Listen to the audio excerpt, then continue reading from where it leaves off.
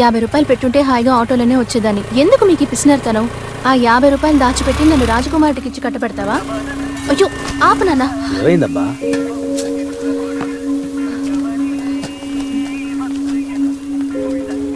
అవునండి, నేను తీసిస్తాను. చాలా స్పీడ్గా వెళ్ళారు కదా, అందుకే పడిపోయింది.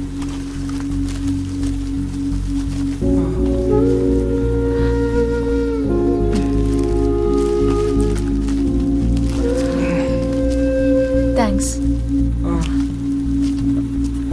వెళ్దామమ్మా. పద.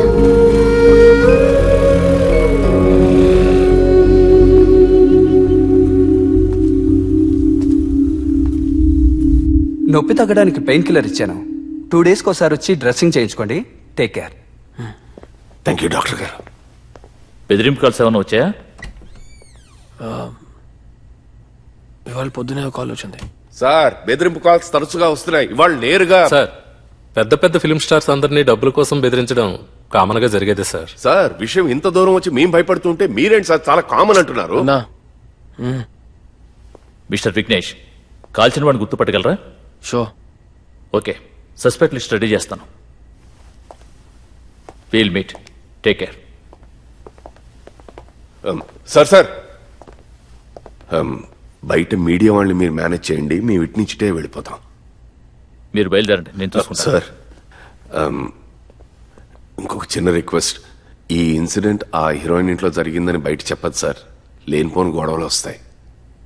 Thank you sir. ప్రస్తుతానికి ఈ కేసు గురించి ఏం చెప్పలేం. The case is under investigation. మరి ఆ heroine sir, The heroine is not అతన్ని involved in అరెస్ట్ this చేశారా సార్? Any other question? సమాధానం చెప్పండి sir. Oh yes, we are taking care. You don't have to worry.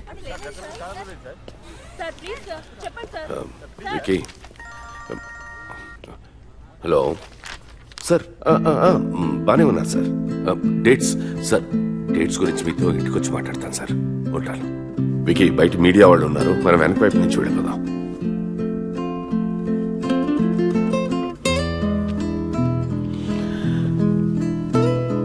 Wiki, బయలుదేరుదాం.